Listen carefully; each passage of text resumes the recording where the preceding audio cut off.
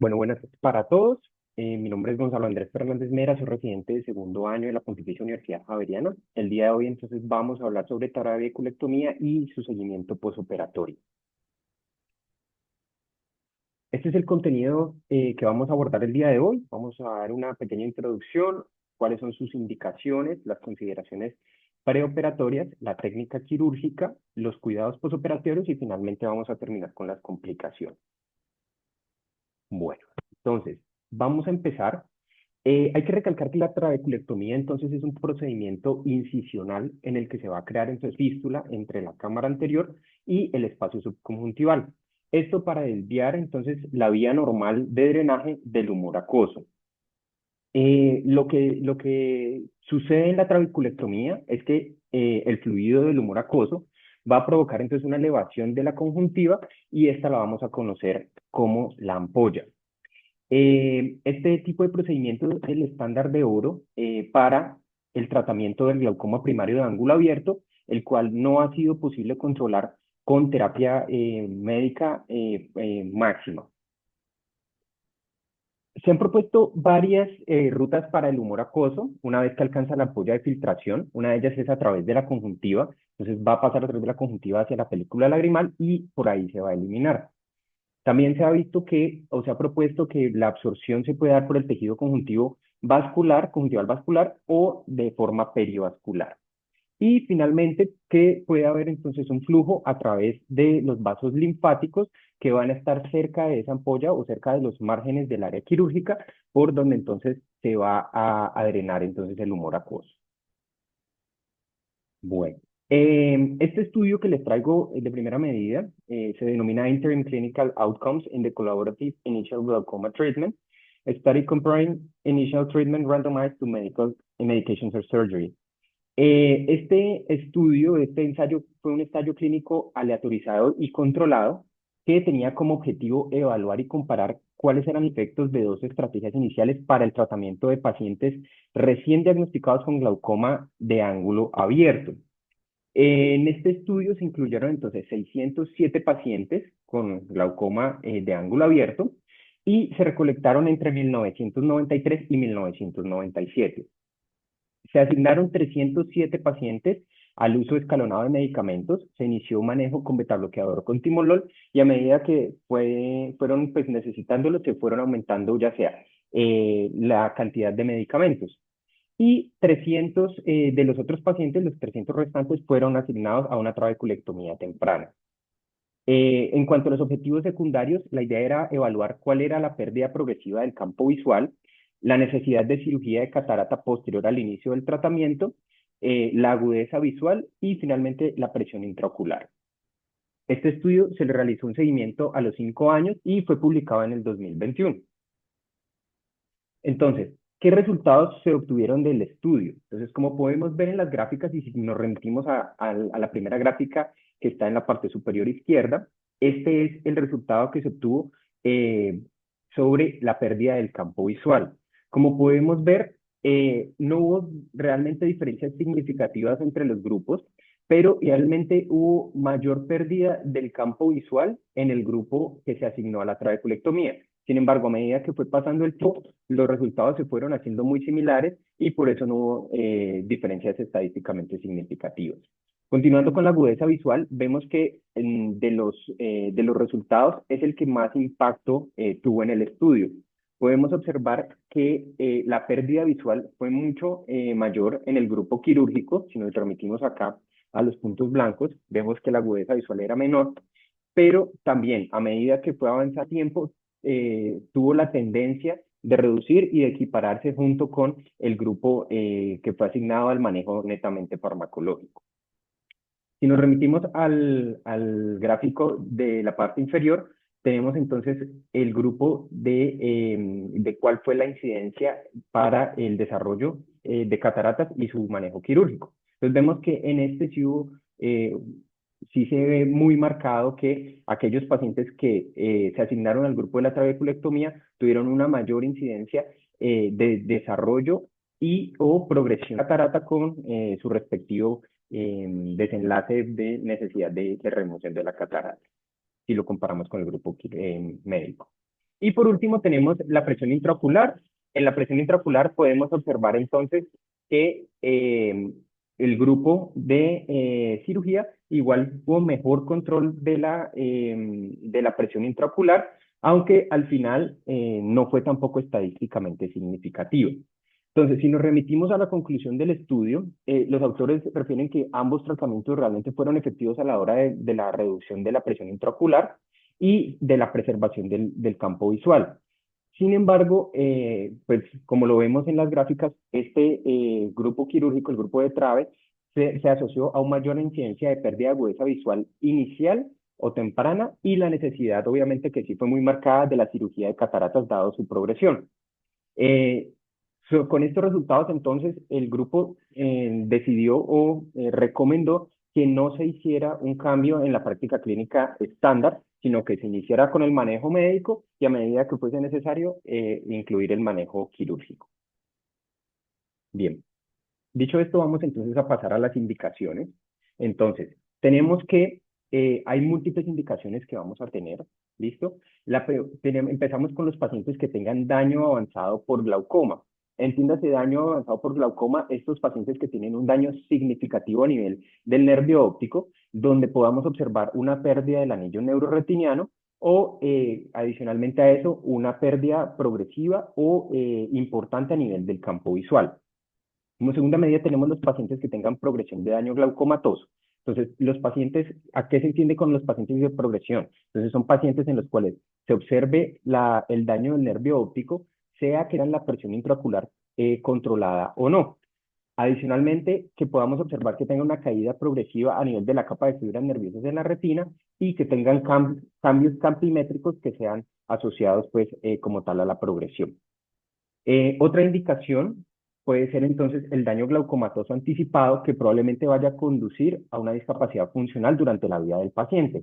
Aquí tenemos que evaluar entonces cuál va a ser la esperanza de vida de estos pacientes. Los pacientes en los cuales podamos observar que tienen una esperanza de vida larga y que son realmente funcionales y que podamos, digamos que, ver si de pronto en cuanto a los antecedentes o que veamos el comportamiento de la enfermedad que pueda llegar a progresar en algún momento y generar una discapacidad, pues estos pacientes serían indicados para realizar una trabeculectomía.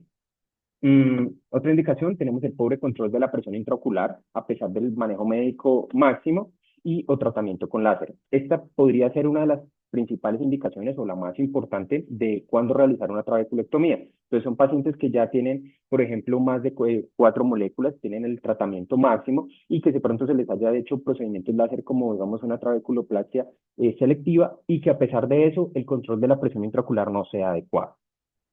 Otras indicaciones incluyen la intolerancia o alergia a los medicamentos tópicos o la contraindicación al uso de estos medicamentos por patologías o comorbilidades asociadas y el daño progresivo causado por la pobre adherencia al médico.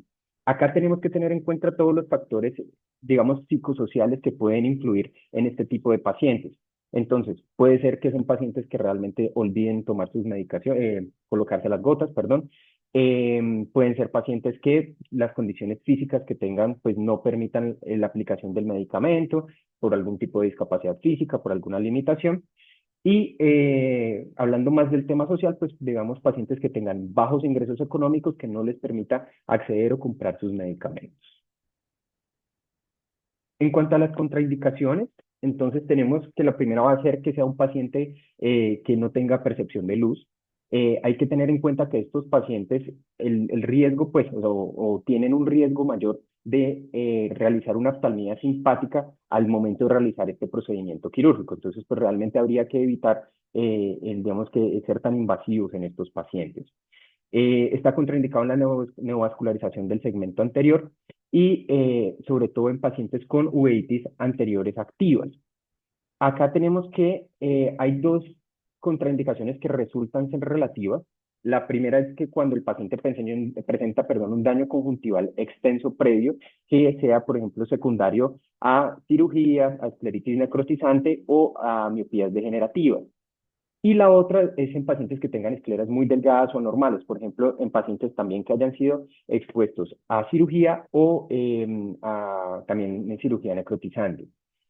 ¿Por qué son relativas? Realmente porque se podría realizar la trabeculectomía pero la prevalencia de las complicaciones en este grupo de pacientes tiende a ser mayor. Entonces, pues realmente es algo que se debe coger con pinzas o pues que se debe tener mucho más cuidado a la hora de intervenir este tipo de pacientes.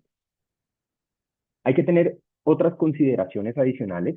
Estudios recientes han demostrado que los pacientes con diabetes mellitus tienden a tener una menor tasa de éxito o una mayor, más bien, posibilidad de fallo a nivel del procedimiento filtrante. Entonces, pues en estos pacientes hay que tener especial cuidado. Los pacientes jóvenes, como lo vamos a ver también ahora en un momento, son pacientes que tienden a tener también mayor tasa de fallo del procedimiento filtrante y hay que tener cuidado con los pacientes que sean áfacos o pseudofacos y que en sus procedimientos previos se hayan hecho a través de una incisión por el túnel escleral, dado que pues esto va a generar mayor fibrosis y mayor problemas a la hora de intervenir esa conjuntiva.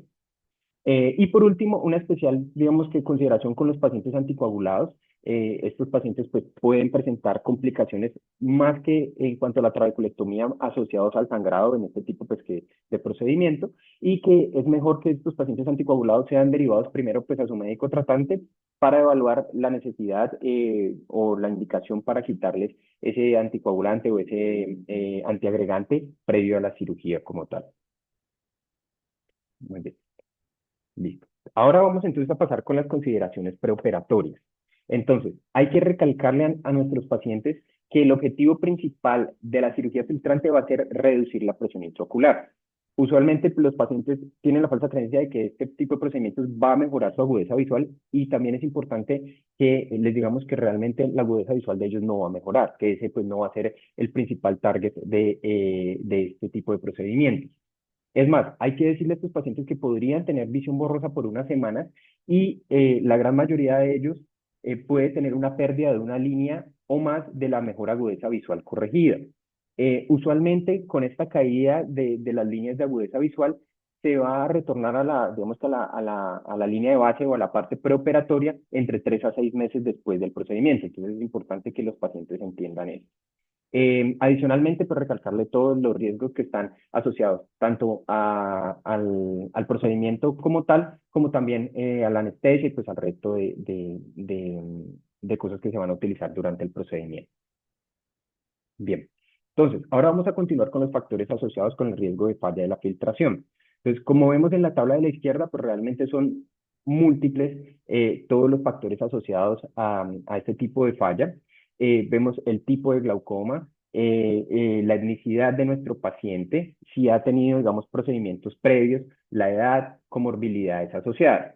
Al ser todo esto, en el 2002, el grupo este grupo de pacientes se presentó un estudio que se conoce como el The Advanced Glaucoma Intervention Study, en el cual se evaluó cuáles eran los mayores riesgos o los factores, perdón, que generaban ese riesgo de falla de filtración.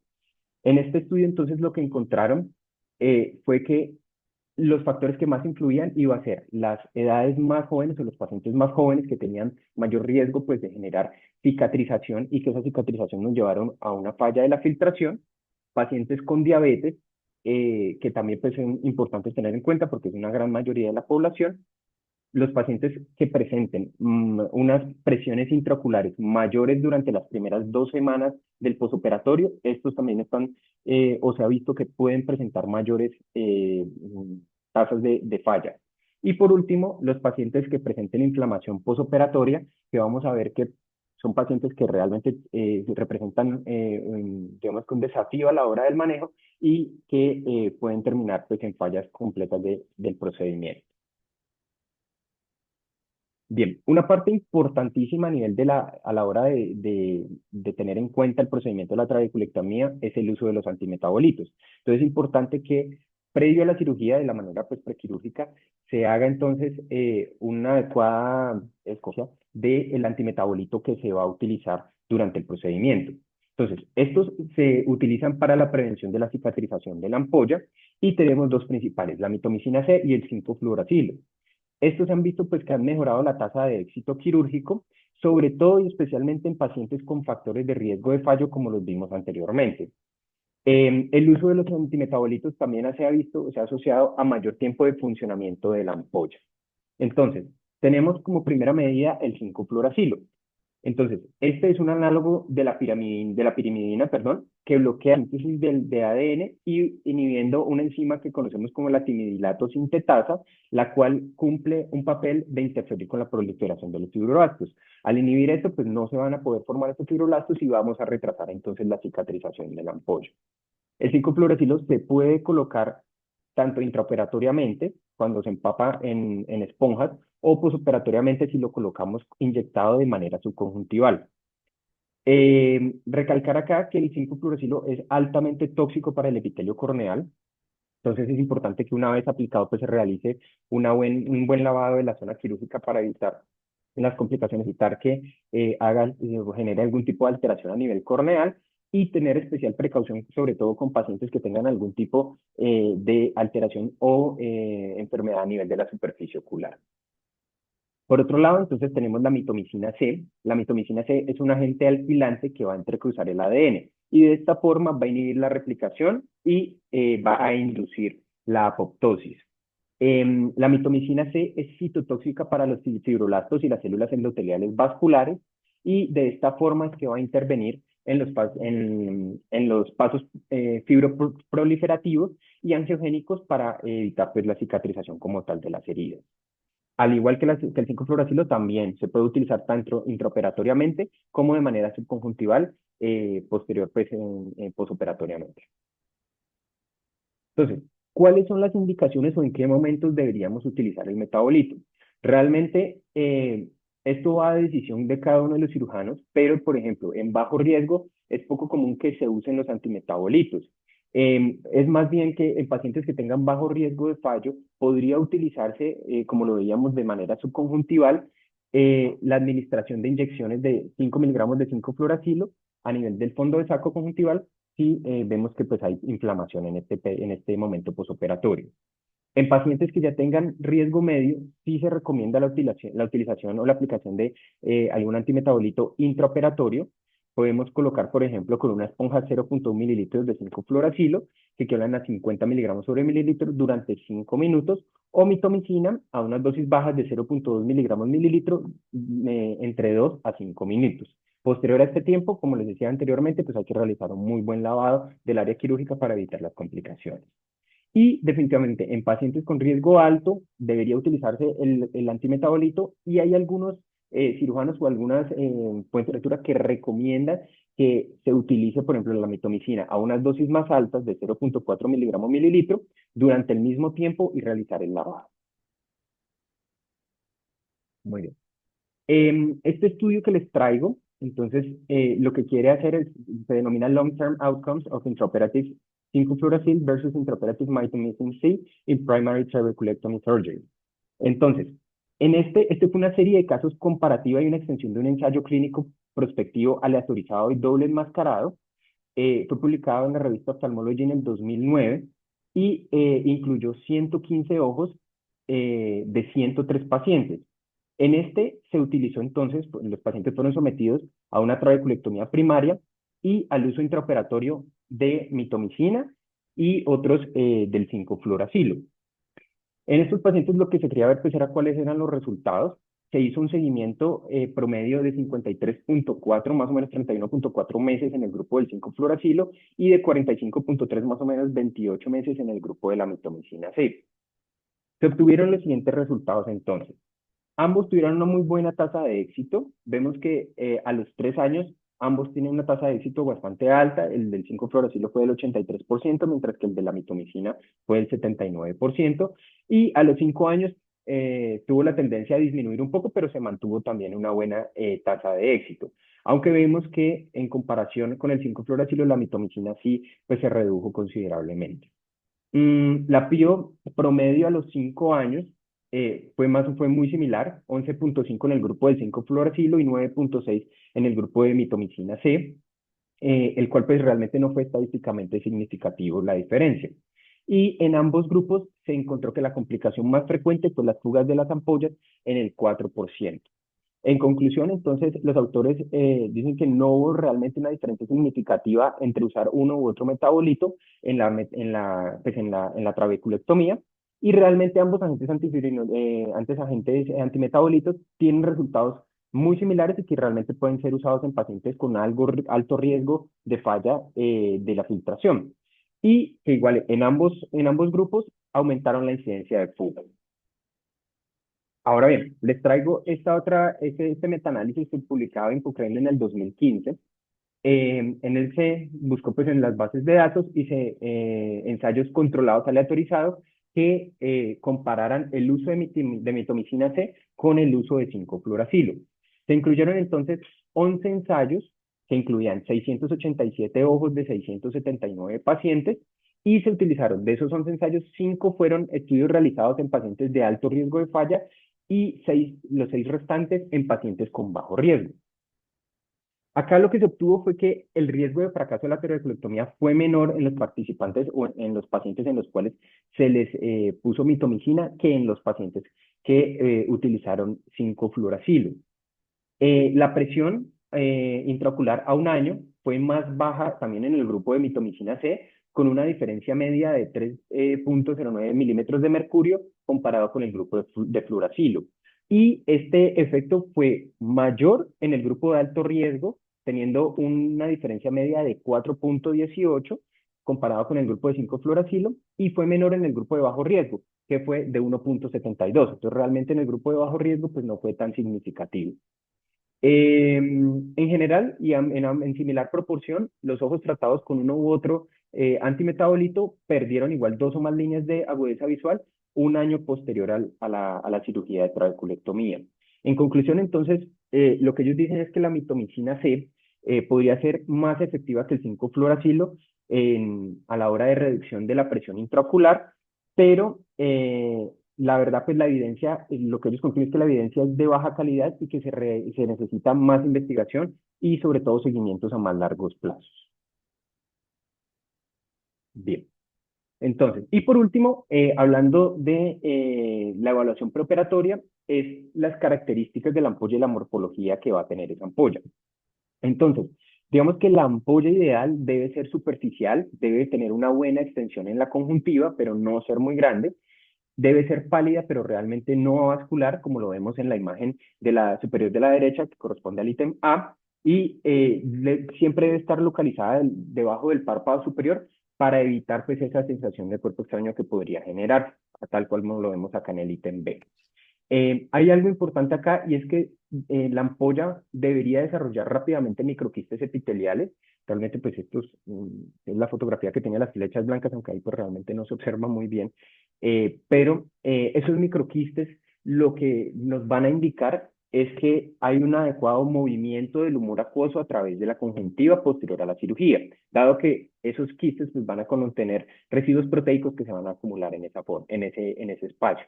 Sin embargo, a pesar de que nos indica que pues, hay un buen movimiento, no quiere decir pues, que la ampolla esté funcionando pues, adecuadamente o que la filtración sea adecuada, solamente para saber que por ahí se está moviendo. Bien, vamos entonces a pasar ahora a la técnica quirúrgica. Entonces, la trabeculectomía, digamos que tiene dos variaciones. Una es la incisión conjuntival que se puede realizar en el fornix y otra que se va a realizar a nivel del limbo. Entonces, vamos a iniciar con la incisión conjuntival basada en el fornix. Entonces, este tipo de incisión o este tipo de procedimiento usualmente está asociado a ampollas que son menos sintomáticas y usualmente es el abordaje de elección o la forma de elección para pacientes que tengan antecedentes de cirugías a nivel de la conjuntiva y que hayan generado algún tipo de cicatrización o fibrosis, pacientes con enoftalmos o con fisuras palpebrales estrechas en las cuales realizar un abordaje limbar pues va a ser un poco, o la conjuntiva, el abordaje sí va a ser más complicado en el limbar. ¿Listo? Bien, entonces, lo primero que vamos a hacer, y tal y cual se observa en el video, entonces vamos a poner una sutura de tracción corneal. Esta pues, nos va a permitir hacer una rotación del ojo hacia la parte de abajo. Vamos entonces posteriormente a eso levantar la conjuntiva limbar, más o menos 1 milímetro de limbo, y se va a realizar una incisión para crear una peritomía, como lo veíamos acá en el video. ¿Listo? Es importante recalcar que todas estas pinzas que se utilicen para manipular estos tejidos deben ser sin garra para evitar que se generen agujeros directamente a nivel de la conjuntiva y pues del flap que vamos a realizar. Bueno, posteriormente a que tengamos entonces esto, la conjuntiva y las cápsulas de Tenon se van a incidir en el limbo con tijeras de Westcott, como lo estábamos viendo, y debe medir aproximadamente entre 5 a 7 milímetros. Y una vez pues ya hayamos incidido, lo que vamos a hacer es crear un bolsillo subconjuntival, evitando pues que vayamos a tocar el recto superior durante esa disección. Acá es importante que mencionemos que con el uso de los antimetabolitos, pues realmente lo que tenemos que remover es solamente una cantidad justa del ateno. Se ha observado que dejar una capa delgada de la cápsula de ateno reduce el riesgo de la ruptura de la ampolla a largo plazo y también reduce la hipotensión y disminuye también el riesgo de endoftalmitis. Sin embargo, pues hay que tener cuidado y tal como dije, pues debe ser una capa delgada de Tenon porque si dejamos mucha cantidad de Tenon, un exceso de esta cápsula de Tenon, pues nos va a provocar fibrosis y pues fallo de la filtración. Bueno, una vez entonces tengamos ese bolsillo, antes de realizar la disección para poder realizar el colgado escleral, vamos a colocar entonces el antimetabolito. Lo que se hace entonces es que se coloca una esponja de Wexel, como la que vemos en la parte superior en el ítem F, y o puede ser un segmento de Merocel. Lo que vamos a hacer es empujarla hacia la zona más posterior de filtración, como lo vemos en el ítem G. Vemos acá señalado en el círculo donde se localiza la esponja en la parte más posterior, dado que si se coloca directamente en la zona de filtración, podemos producir ampollas avasculares que nos van a fallar en un futuro. ¿Listo? Y una vez hayamos cumplido el tiempo, ya sea que coloquemos el 5-fluoracilo o la mitomicina, pues vamos a retirar la esponja y se va a realizar un lavado bastante exhaustivo del área donde se colocó. Acá en esta fotografía inferior, no sé si logran ver, hay pues unas figuritas azules, que están un poco pálidas, por ponerlo de alguna forma. Ahí es donde se van a colocar eh, las esponjas para evitar pues que se coloquen directamente en la zona de filtración. Muy bien. Una vez hayamos hecho esto, entonces lo que vamos a pasar a hacer es realizar o delinear el colgajo escleral, como se está haciendo en este momento, antes de realizar la disección. Entonces, el colgajo se va a disecar hasta 2/3 del grosor escleral. Se puede utilizar un bisturí de Bieber o un bisturí de Greisenhauer y se va a realizar esos 2/3. No debe ser menor a eso porque se tiende o tendería a desgarrar el colgajo y pues no más de eso porque pues ya podríamos pues, penetrar directamente. El tamaño que debe tener el colgajo pues debe ser adecuado para que cubra el área de extracción del bloque cronoescleral, es decir, que va a medir aproximadamente entre 4 a 5 milímetros.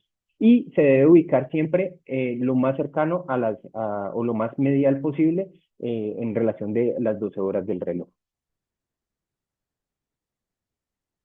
Bueno, posteriormente a eso, entonces vamos a hacer la paracentesis de acceso a la cámara anterior, ¿listo? Tal como lo vemos en este momento. Esto pues va a crear entonces esa fístula para que pueda fluir el humor acuoso desde la cámara anterior hacia el espacio subconjuntival. Y posterior vamos a realizar una iridectomía para prevenir el bloqueo pupilar y evitar la obstrucción a nivel del sitio de filtración. En este caso, entonces, y como lo estamos viendo en este preciso momento en el video, se debe realizar un corte tangencial en la base del iris, ya sea con tijeras de Becker o de Vannas, y la resección del iris debe ser pequeña y redondeada para evitar un tamaño excesivo que pueda causar en los pacientes, ya sea fotofobia o diplopía monocular. Por eso lo que se recomienda es que la disección sea más o menos de 1,5 a 2 milímetros. Gonzalo, devuélvete un segundito. Ahí. Ujú, Ahí, o sea, antes de yo penetrarme a cámara anterior, hago la paracentesis, ¿no? O sea, la ujú, paracentesis no es ahí sobre el ostium, sino que hago una paracentesis porque cuando yo descomprimo ahí a nivel de, pues, de la creación del ostium, pues la cámara se me va a aplanar aclarar. totalmente. Ujú, Entonces yo necesito tener por alguna parte algo para reformar cámara, ¿ya? Entonces por eso se hace la paracentesis, ¿listo? Pero siempre la paracentesis se hace antes de yo penetrarme allí en el ostium. ok, Y la listo. iridectomía, finalmente la iridectomía, más que prevenir el bloqueo pupilar, es que no vaya a obstruir el ostium, ¿ya? Ujú, Porque necesitamos que el ostium esté filtrando, entonces eso es lo más importante, es que no me vaya a tapar el ostium, ¿listo? listo. Gonzalo, ¿cómo crees que debe ser la paracentesis? ¿A qué Eh, velocidad? ¿A qué velocidad? no, no, lenta, debe ser lenta. diría yo. ¿Cómo? ¿Cómo? Pues que debería hacerse lento. Excelente, muy lento precisamente para evitar esa decompresión. Ujú. Y eso está demostrado que los corrideos pueden disminuir sustancialmente. Si uno entra despacio y sale muy despacio, puede demorarse 30, 40 segundos, una compresión muy, muy lenta para que precisamente no hayan esos cambios de cámara. Y luego seguir con el proceso. Muy importante eso, Listo, para perfecto. todas las trabeculectomías. Bien. Bueno, entonces, una vez que hayamos hecho esto, entonces vamos a proceder a hacer el cierre del colgajo escleral. Lo ideal es que el cierre se debe hacer para controlar entonces la salida de zumo acuoso e evitar pues la hipotonía excesiva. Se hace como lo estamos viendo en este momento con ya sea nylon 9 o 10 ceros y se va a reposicionar el colgajo sobre el ostium escleral y asegurando pues que se cubra completamente ese sitio de filtración. Se pueden utilizar de 2 a 4 suturas para fijar el colgajo, pues dependiendo de qué tanto querramos pues incidir. Y posterior a esto se va a realizar una insuflación en la cámara anterior con solución salina balanceada y verificar que el flujo en las márgenes, cómo está el flujo en las márgenes del colgajo. Entonces podemos tener, digamos, tres escenarios en este momento. Que haya un flujo leve y continuo, lo cual quiere decir que, pues, que hay una buena filtración y que pues, ahí vamos por buen camino un flujo excesivo, que entonces nos indica que deberíamos colocar suturas adicionales para evitar la hipotonía posoperatoria o que haya ausencia de flujo en la cual entonces deberíamos aflojar las suturas o cortarlas, dado que pues están siendo demasiado tensas y no permiten que haya un flujo adecuado a nivel de la filtración. Listo. Y digamos que ya por último, entonces vamos a realizar el cierre conjuntival. Entonces, lo ideal es que se realiza un avanzamiento de la conjuntiva hacia el limbo, pero vamos a ejercer, digamos que sin ejercer mucha tensión, da para evitar pues, contracturas posoperatorias. Lo que vamos a hacer es asegurar entonces la cápsula de Tenon cura adecuadamente todo ese colgajo escleral, pero sin impedir que haya una difusión adecuada del humor acuoso. Ahí como lo estamos viendo, voy a retrocederlo acá un poco, se pueden usar tres tipos de sutura. En este momento pues puede ser una sutura en colchón horizontal, una sutura continua tipo running, que es la que están haciendo en este momento, o una sutura nu o colchón vertical. Una vez se ha realizado, entonces ya la sutura completa, se va a inyectar esa solución salina balanceada, como lo vimos ahí, y en la cámara anterior para evaluar si hay presencia de fuga. Posterior a esto, entonces lo que debemos hacer es una prueba de seidel con fluoresceína para evaluar si hay algún tipo de filtración y insuflar la ampolla para verificar pues, que esté correcta y sin ningún tipo de fuga. Bien, ahora entonces vamos a pasar a la incisión conjuntival basada en el limbo. Realmente digamos que la técnica quirúrgica es muy similar, hay pocos cambios que ya no voy a contar cuáles son. Entonces, este tipo de técnica, pues es una técnica que implica una incisión conjuntival que va a ser más posterior, como lo estamos viendo en la fotografía, y digamos que tiene una ventaja y es que preserva mejor la conjuntiva limbal y además de eso ofrece que haya un cierre más hermético y que eso evite pues fugas como tal. Entonces, acá vemos que se realiza lo mismo, la sutura de tracción corneal para pues, rotar el ojo inferiormente, y aquí es donde vienen los principales cambios. Entonces, se va a utilizar una aguja de 30 Gauss en la conjuntiva a 10 milímetros del limbo, como lo vemos en el ítem C. Ahí vamos a inyectar entonces solución salina balanceada para separar los planos tissues y que esto pues, nos permita realizar una mejor disección para disminuir también pues, el riesgo de cortar o incidir sobre el recto superior, así como lo vemos acá en la D. Y posteriormente lo que vamos a utilizar entonces es una esponja de Wechsel o un hisopo para dirigir entonces el fluido hacia las zonas que se podrían cicatrizar y facilitar pues además de eso la elevación como tal de la ampolla. Posterior a esto vamos a realizar la incisión. Entonces una incisión inicial como lo vemos en la imagen superior con la punta de las tijeras finas en ese orificio en el cual se realizó la inyección de la solución salina balanceada. Posterior a esto, entonces vamos a realizar una disección Roma con las tijeras de Westcott, como lo vemos en la fotografía inferior, y esta va a ser avanzando directamente hacia el limbo.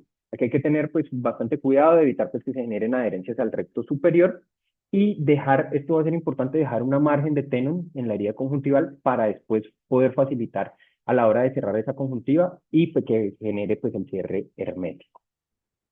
Posterior a esto, se va a crear entonces un bolsillo en la cápsula de Tenon para dirigir entonces este flujo de humor acuoso hacia esa zona.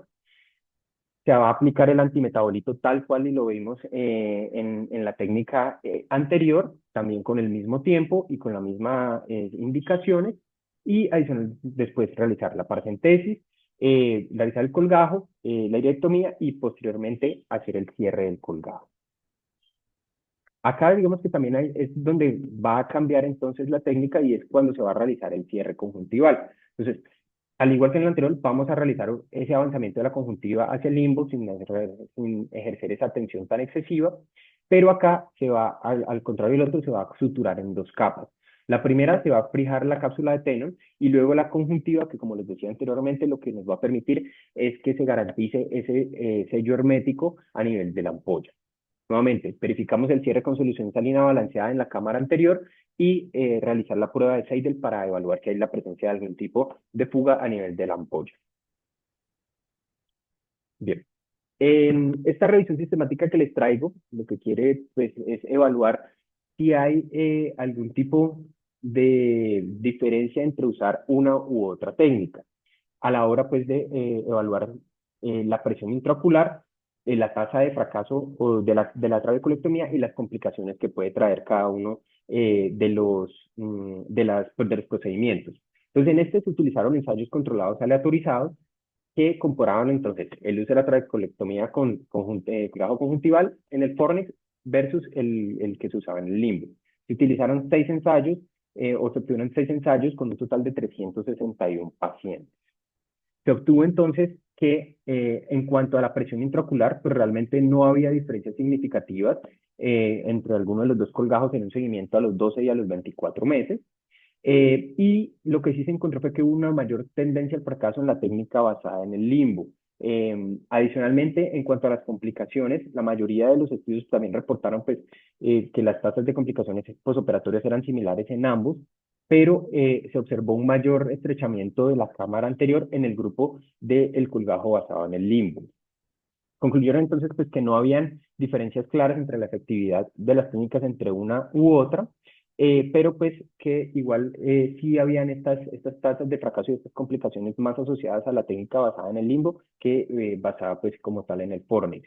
No sé, doctores, si ustedes pueden confirmar esto, si les ha pasado, si de verdad hay mayor tasa de fallo en el limbo o realmente pues han notado que sea lo mismo.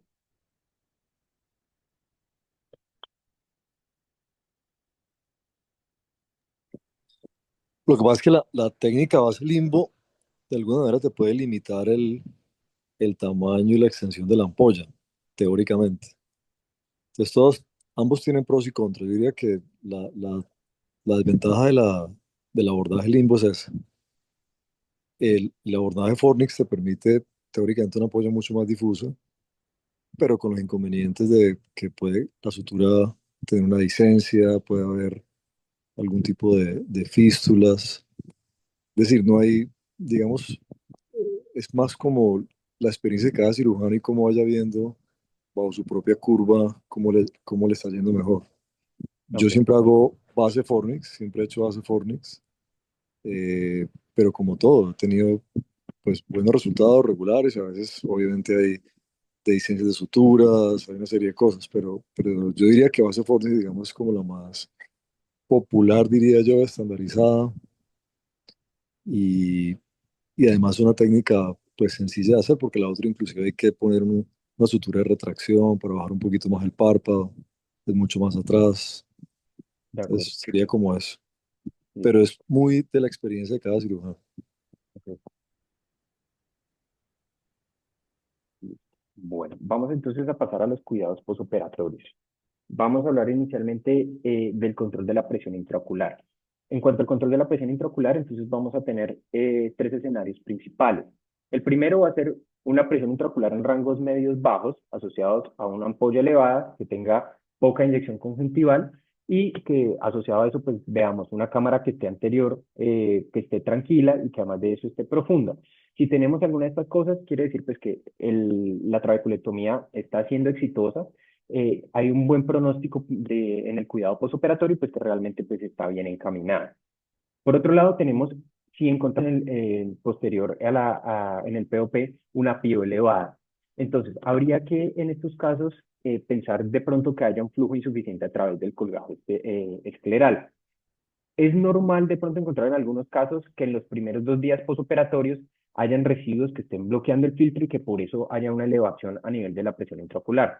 En caso de que esto suceda, puede ser necesario utilizar medicamentos hipotensores por algunos días y luego irlos disminuyendo gradualmente. En caso de que esto no mejore la elevación de la presión intraocular, deberíamos pensar entonces en hacer lisis de suturas para aumentar entonces ese flujo y que la PIO pueda disminuir. Y digamos que en la otra cara de la moneda podríamos tener entonces la presión intraocular baja. Entonces, lo que primero debemos hacer, si encontramos esto, es realizar la prueba de Seidel para evaluar si hay fuga en la ampolla. Si es de esto, pues entonces sería tratar esta parte. Si la prueba de Seidel nos sale negativa, podríamos pensar entonces en otras opciones. Podríamos pensar en un shutdown del acuoso, en el cual el cuerpo ciliar no va a producir humor acuoso, pero esto es secundario a inflamación y usualmente se resuelve solo posterior a disminuir esa inflamación. Adicionalmente, entonces, también podríamos tener un exceso de flujo a nivel de la ampolla que esta va a empezar a disminuir cuando se genere la fibrosis epiescleral. Entonces, la presión va a empezar a aumentar progresivamente a medida que se genere esa fibrosis. Es importante que en los pacientes que tengamos estas presiones intraoculares bajas, les recalquemos que no deberían hacer esfuerzos o ningún tipo de actividad que puedan aumentar la presión venosa epiescleral hasta que tengamos pues una estabilidad de esa presión intraocular. Lo siguiente entonces que vamos a hablar es el uso de ciclopléjicos y esteroides. Entonces, hasta hace un tiempo todavía vemos que los ciclopléjicos se usaban de manera regular o digamos rutinaria en todas las cirugías filtrantes, pero a medida pues, que se han actualizado las técnicas quirúrgicas, esa necesidad de uso de ciclopléjicos han ido disminuyendo, dado que los colgajos esclerales lo que permiten es un mejor, digamos, control o protegen de mejor manera el ostium, evitando pues que se generen unas cámaras anteriores planas. Entonces, en general, las indicaciones para el uso de ciclopléjicos vamos a tener que una cámara anterior poco profunda o una cámara anterior plana, pacientes que se presenten con dolor ocular en el posoperatorio inmediato, inflamación posoperatoria, porque pues de esta forma vamos a evitar que se generen o que se generen las sinequias posteriores, en pacientes que generen glaucoma maligno, movimientos pupilares que generen mucha liberación de pigmento, pacientes con hipermetropía, dado que estos pacientes pues tienen mayor tendencia a hacer glaucomas malignos o síndromes de desviación del humor acuoso, pacientes con diabetes mellitus, dado que en estos, digamos que los ojos tienen una barrera hematoacuosa alterada, entonces va a ser necesario utilizarlo, y pacientes con enfisema postoperatorio. Por otro lado, tenemos los esteroides, que van a ser, digamos, que la piedra angular para el tratamiento y de supresión de la fibrosis. Entonces, lo que vamos a utilizar es acetato de prednisolona al 1%, que se va a utilizar cada 2 horas durante la primera semana, y de acuerdo a cómo vayamos viendo la evolución del paciente, se va a ir disminuyendo gradualmente. Aquí es importante pues evaluar no solamente cómo está la PIO, cómo está la función de la ampolla, sino que evaluemos siempre si hay la presencia pues de algún tipo de reacción a nivel de la cámara anterior. Dado que si presentamos algún tipo de reacción, lo que deberíamos hacer entonces es inmediatamente aumentar nuevamente la dosis del esteroide. Por otro lado, entonces tenemos la suturólisis láser. ¿Cuándo vamos a realizar entonces una suturólisis láser? Nunca se debe realizar en el día 1 porque puede generar hipotonía. Entonces, si la presión intraocular inicial está entre valores medios como 10 y 15 y empieza a aumentar durante la primera semana, ahí digamos que ya es seguro realizar una suturólisis de una sola sutura y evaluar cómo se comporta la presión intraocular. Si vamos bien, pues o si no hay flujo, podríamos quitar otra sutura para garantizar este mismo. Nuevamente, hacia la segunda o tercera semana, si tenemos una PIO que esté razonable, que esté en pacientes metas, y hay signos de cicatrización en la ampolla, entonces podríamos realizar una nueva suturólisis para aumentar entonces el flujo a nivel de la ampolla. Pacientes que tengan alto riesgo de fusión coroidea, no se debería realizar una suturólisis temprana, debería pues más bien es retrasarse. Y en caso de que se presente algún tipo de alteración, se podría manejar la ampolla con masajes focales para que se logre un flujo constante en el mismo. Y evidentemente, si tenemos una cámara anterior plana, no debemos realizar la suturólisis. Hablando entonces de la cámara anterior plana, tenemos que la causa más común de esta va a ser la fuga a nivel de la ampolla. Entonces, siempre debemos realizar una prueba de Seidel, como lo vemos en el video, y en caso de que la prueba salga positiva, como en este caso, se debería de utilizar un lente de contacto, disminuir el esteroide, y en caso pues de que no haya una adecuada mejoría con el uso del lente de contacto, podríamos utilizar un supresor del humor acuoso o realizar una sutura limbar para mejorar esa fuga en la herida. En caso tal que la prueba de Seidel sea negativa y que encontremos una PIO muy baja, menor a 4 milímetros de mercurio, deberíamos pensar en que estamos ante una efusión coroidea. Entonces, en estos pacientes usualmente utilizamos corticoides tópicos y cicloplégicos y un seguimiento, digamos que bastante estricto para evaluar cómo va la presión intraocular. Si no hay una adecuada respuesta ante este tratamiento, lo que deberíamos hacer entonces es una reforma de esa cámara anterior, ya sea con viscoelástico o en caso de ser necesario, pues realizar un drenaje de esa efusión para mejorar. ¿Listo? Acá entonces en este caso, por ejemplo, vemos en la fotografía un paciente con una cámara anterior bastante plana que tiene un contacto iridocorneal casi que en 360 grados. Pues digamos que en este caso estos pacientes pues, sí deberían ser llevados a esa reforma de cámara anterior o ese drenaje de la efusión en caso de que lo sospechemos. Finalmente, entonces vamos a hablar de las complicaciones. Digamos que la primera que debemos mencionar es el cambio en la longitud axial del ojo. Digamos que hay una reducción en esta longitud axial dependiendo del grado de hipotonía que se vaya a generar durante el procedimiento. Sin embargo, en pacientes que han tenido hipotonías persistentes se ha observado que hay una reducción de esta longitud axial en un promedio de unos 0,4 milímetros. Y esto digamos que es importante o hay que traerlo a colación, dado que es un factor que se debe tener en cuenta a la hora de hacer un cálculo de un lente intraocular para la cirugía de catarata. La formación de catarata, entonces, tenemos que es la complicación más frecuente. Veíamos en el primer estudio que la mayoría de estos pacientes llevados a trabeculectomía pueden hacer tanto desarrollo como progresión de la catarata. Y en los pacientes jóvenes, casi que en un 24% de los casos se ha observado la presencia pues, de este tipo de complicación. Mientras que en pacientes que ya tienen catarata, el 66% de ellos va a generar una progresión de la misma. Y esa progresión pues, va a ser obviamente un poco más rápida. En pacientes con diabetes mellitus se ha observado que la progresión es aún más rápida que en la población general y que adicionalmente a eso el tipo de catarata que más hacen va a ser la subcapsular posterior, como la que se observa pues, en la fotografía del fondo. Continuamos con la blebitis y la endoftalmitis. Estas se presentan en aproximadamente entre el 1,5 y el 6% de los pacientes y asociado tiene pues unos factores de riesgo como son blefaritis no tratadas previamente al procedimiento quirúrgico, que la ampolla se haga en la parte inferior o que las paredes de la ampolla sean muy delgadas. Adicionalmente a esto, pacientes pues, que presenten fuga a nivel de la ampolla, pues también digamos que son una puerta de entrada a este tipo de patógenos. Hay tres estadios principales.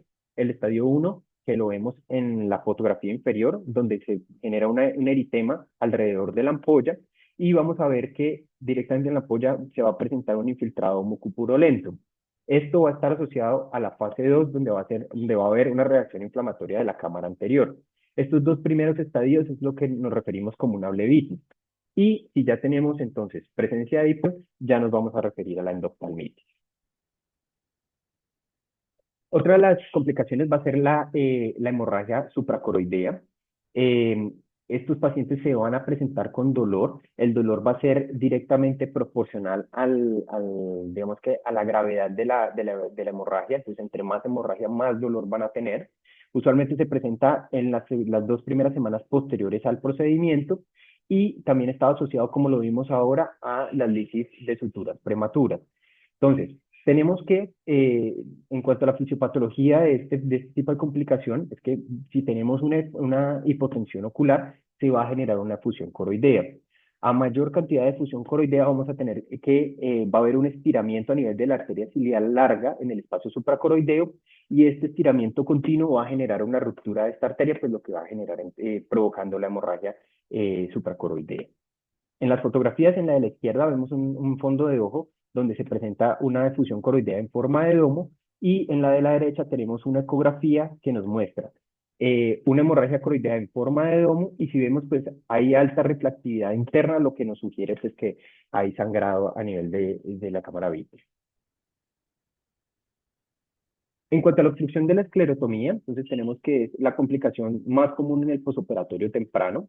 Vemos en la fotografía de arriba que lo que vamos a encontrar son ampollas planas, pero vamos a encontrar cámaras profundas y presiones intraoculares elevadas. Es común que veamos que si la pupila está discórica y se dirige hacia la zona donde debería pues estar la esclerostomía, deberíamos pensar que hay una obstrucción de la misma, pues asociada a todos estos signos que les mencioné anteriormente. Usualmente lo más común es que se presente por bloqueos por coágulos de sangre, por coágulos de fibrina o por presencia de vitrio o iris directamente en la esclerostomía. Es vital que en estos pacientes realicemos la gonioscopia, como lo vemos, por ejemplo, en la imagen de la derecha, donde aquí podemos observar que es el iris el que está bloqueando la esclerotomía. En estos pacientes lo que podemos hacer es una iridoplasia o una iridotomía que van a resolver pues, la obstrucción que está generando el iris. En caso de que tengamos fibrina o coágulos, podríamos pensar en utilizar algún tipo de fibrinolítico que nos diluya ese coágulo y que, pues, la fibrina para que se resuelva la obstrucción. Por último, entonces tenemos ya el glaucoma maligno, o que se conoce como misdirección del acuoso. En este tipo de complicación lo que vamos a encontrar es que, o lo que se va a generar es un cambio en la dirección del humor acuoso hacia la cámara vítrea. Se ha propuesto que hay un tipo que se genera un glaucoma por bloqueo ciliar, en el cual hay un contacto del cuerpo ciliar con el cristalino o la hialoides anterior, y esto va a generar entonces el cambio de dirección del humor acuoso. Vamos a encontrar en estos pacientes una cámara anterior plana, sobre todo a nivel central, como lo vemos en la fotografía, una ampolla, perdón, que va a estar más alargada o más extensa de lo que debería estar, y mayoría de los pacientes se presentan con presiones intraoculares elevadas, pero podríamos encontrar también pacientes con presiones intraoculares normales. En estos pacientes se debe utilizar los cicloplégicos, realizar un adecuado control de la presión intraocular si está elevada con hipotensores, y podría funcionar hacer una hialoidotomía Jack láser para romper la hialoides anterior y evitar pues, que se genere o que se siga generando la misdirección. En caso de que ninguna de estos, de esto funcione, pues entonces ya tendríamos que llevar el paciente a vitrectomía para pues, retirar esa hialoides anterior y que se pueda generar entonces ahora sí la desobstrucción. Muchas gracias y eso era todo lo que tenía por el día de hoy.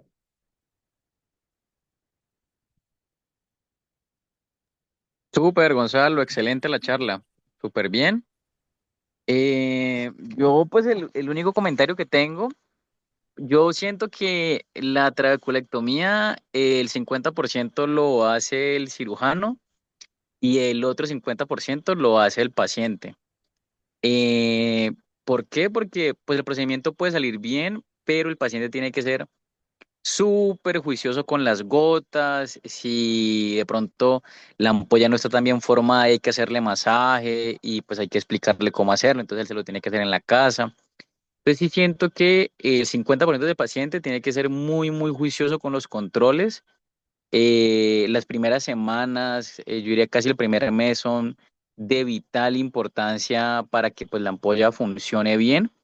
Entonces, por ejemplo, que no pude conseguir la prednisolona, que a veces pasa, que no me puedo hacer los masajes porque no tendió.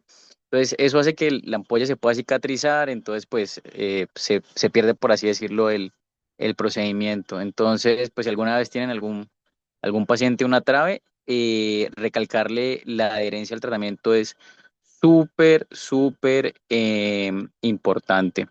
Y pues yo a mí me va muy bien con las traves. Yo me siento muy contento con las traves. Siento que hay pues nuevas cosas, lo que hemos hablado pues en todas estas charlas anteriores, pero siento que todavía la trave sigue siendo el gol estándar. Obviamente cada uno pues siento que la trave es un procedimiento que también que tiene muchas eh, divisiones porque pues cada cirujano tiene su método para hacer las trabeculectomías. Hay muchas formas de hacer la trabeculectomía. Yo a algunos les he contado que yo incluso al profe Castro en algún momento le va a hacer una trave. Creo que fue la primera trave que vi. Fue al doctor Castro y él las hace en triángulo. Entonces sí siento que hay muchas técnicas, pero bueno, finalmente es lo que a uno le funcione y que finalmente al paciente le funcione, que es conseguir presiones, pues, buscar una presión meta mucho más baja de lo que se tenía antes que el procedimiento. Sí, no, de acuerdo, la trave yo creo que es la cirugía más pues más antigua, de mayor tiempo de estudio. Eh, sí, ese patrón de oro. Y la idea es que cada vez sea, digamos, lo más conciso y preciso posible. Yo pongo el ejemplo mío. Yo me acuerdo en la FOS que Juan Camilo Parra y Juan Carlos Rueda hacían un cuadradito, una línea, y yo nunca me sentí como con esa forma de hacer la trave. Cuando viajé a México y vi al doctor Pasca, yo vi que él hizo un triángulo y pues a mí me pareció que era, para mi habilidad, creí que era más fácil eso, y desde ahí lo estandaricé y es lo que hago siempre. Entonces, un poquito de Parra, un poquito de Rueda, un poquito de Pasca, uno va a un congreso y ve a alguien hacer y uno lo va adoptando. Entonces, uno va haciendo como un conjunto de cosas de varias personas y es más o menos como ustedes ven en la cirugía de Faco, de Terijo, que uno tiene un poquito de cada uno y lo va integrando porque a uno se le puede facilitar unas cosas y otras no. Eso es así, simplemente es personalizar la cirugía. El postoperatorio sí es muy dispendioso, eso sí, yo diría que es la parte maluca. eh, esa controladera hay que hacerla así día uno, día 3, día 5, día 8. Eso no hay otra manera de hacerlo porque hay muchas variables en juego y uno se descuida 3, 4 días y llega ya o la ampolla muy plana y la presión elevada o llega un coroideo, bueno, todos los etcéteras del mundo que se puedan presentar de complicaciones, que son delicadas, pues algunas, ¿no? Eh, Siempre mirar que la trave se pueda acompañar bien de la FACO en la gran mayoría de pacientes o de la técnica de SIX o extracapsular en otros. Y, y no, creo que es eso. Yo también me siento muy cómodo con la trave. Yo quisiera, ojalá que todas esas técnicas nuevas, como hemos hablado muchas veces, lleguen más económicas y técnicamente un poquito más sencillas. Pero de ahí a que sea, yo creo que pasarán varios años y todavía la trave va a ser el esquema de manejo. Ya en el largo plazo, la gente se siente muy incómoda con la traba en el sentido de la filtrante, mucha gente con ojo seco, la sensación de cuerpo extraño, algunos quedan con tosis. O sea, esa es la parte no muy linda de la traba y tenemos que decirle a los pacientes y es aburridor, obviamente. Es bastante aburridor, pero pues eso es lo que hay, eso es lo que se ha logrado hasta el momento y creo que hay que seguirlo perfeccionando. Pero muy bien la charla. Gonzalo, felicitaciones. Súper. Gra- Gracias, doctor. ¿Alguno tiene alguna duda, preguntas?